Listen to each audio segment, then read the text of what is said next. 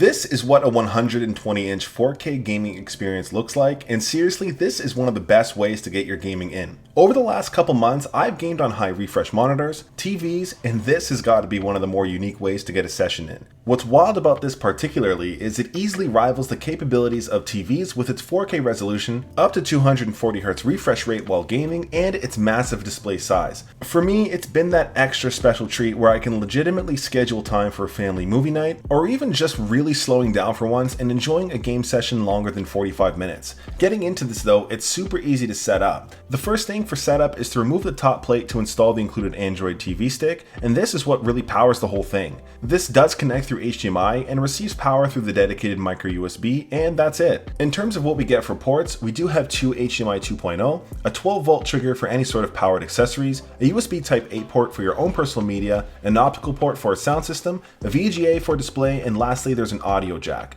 For my setup, I'm simply using this projector itself alongside my PlayStation 5 for gaming. In terms of the projector dimensions, it is coming in at just over 14 pounds, and here's what we're working with for size. So what makes this so special? Well, there's actually a couple unique features, starting with the LED itself. This projector does put out a wild 3300 ANSI lumens, which is quite literally the brightest projector I've ever used. It does this using a 4 LED setup. Where a typical projector might have a 3 LED setup, this one does have an additional white layer to pump up the brightness without washing out your image. Of course, this also gives you a decent resolution coverage with 4K at 60Hz, 1440p at 120Hz, as well as 1080p at up to a massive 240Hz. For myself though, with my PlayStation 5, I'll probably be gaming at 4K 60 or 1440p with 120Hz. Another cool feature that is new with this year's model is that there is a lens shift knob which does allow you to adjust the height of your image. Regardless if you're ceiling mounted or otherwise, this does give you a good range of adjustment. Apart from that, there's also the side dials here which can be used to resize your image or to just manually focus your image if you need to. And straight up, one of the best things for me as a gamer are the low response times.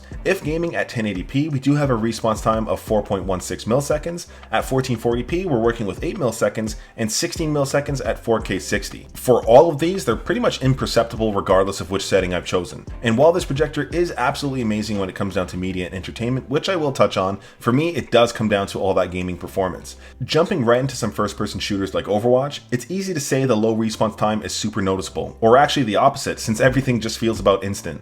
For me, I am throwing down in 1440p at 120Hz refresh rate, and seriously, it's definitely an experience to be had. In Call of Duty, while I'm absolutely trashed, it doesn't really take away from the experience whatsoever. If I am getting stomped by 12-year-olds non-stop, at least I can cry in front of my 120-inch display. What does help me be the tiniest bit less trash though, are the built-in crosshairs with this projector. Considering there is simply so much recoil, this is an absolute huge plus. Now, what could be the potential game of the year, Baldur's Gate 3 has been an incredible time at 4K 60. Right now, I've got this monk rogue build literally slapping people around. Plus, there's a bear on a ladder. And what could be the most beautiful game I've ever played, you've got Spider-Man 2, which is straight up insane. I've played this one in both the 1440p and 4K modes, and either one looks incredible. And really, it's just awesome to see how well this projector performs, all while pumping out an immense HDR image. One of the cool things too is that if you don't like the automatic image that comes with the projector, you can tweak the images depending on the game you're playing. There are a bunch of pre-made image profiles depending on what you're playing, but I will link the additional ones down below if you want to tinker around with them. And as great as the gaming experience is, we simply cannot forget about the media aspect of this projector, especially if you do have a home theater setup. Watching content on here is straight up gorgeous. From your favorite anime to just regular shows,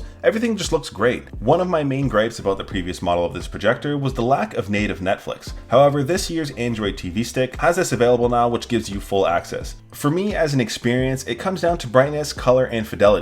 As an average user though, I don't really calibrate nor measure my home entertainment equipment, but the spec sheet says this covers 100% of the DCI-P3 color spectrum. Still, even the media profiles are customizable. And apart from Netflix, you do have access to loads of other apps like Amazon Prime, Disney+, Crunchyroll, and music apps like Spotify. And to mention, the speakers on here are actually pretty good, coming in with a dual set of 5-watt speakers. Still, for any home theater setups, you're probably going to want to have an external set of speakers. And not that a YouTube video will do it justice, but here is a quick sound test at 50% volume.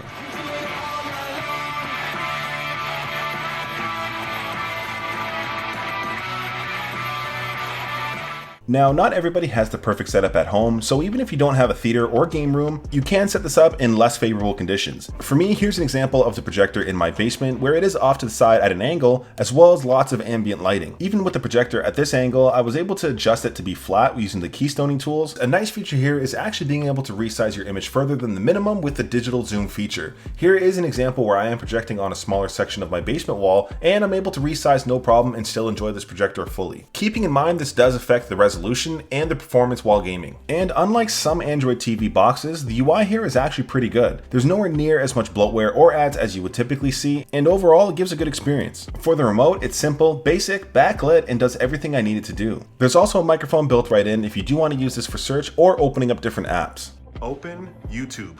Opening YouTube. In terms of the overall build and design, it's actually pretty sweet. The outer shell is all white with the black front end, as well as some orange accents you can find throughout. On the left and right side, there's also some vents for heat dissipation, as well as some speaker grills on the back end, so these are rear firing. And if you are somebody who's taking this on the go, there is a Kensington lock here on the bottom left. In the box, we do have the remote with batteries, the quick start guide, as well as all these adjustable feet if you do need them. Now, for a flagship gaming projector, there really is so much here to love. For myself, it's definitely the overall image for both media and gaming. And the fact that it drives all of this at low response times makes it so this is quite actually a great option for all sorts of gamers. This isn't just good for gaming, it's actually quite fantastic. Another thing is actually how quiet this projector is. Even when the fans do kick in, you still don't really hear it. With that, however, nothing is perfect. For me, I would have loved to see HDMI 2.1 support, which would allow variable refresh rate while gaming on my PlayStation 5. As an overall package though, this definitely provides an immense experience, especially for anybody who's considering this over a 4K TV. I think this is for somebody who's looking to build out a game room, home theater, or even somebody who wants an incredible display without actually hauling around a huge TV. But let me know what you guys think. What would you be playing on here? If you have any questions as well, please let me know down below in the comments. I appreciate you all watching till the end. Till next time.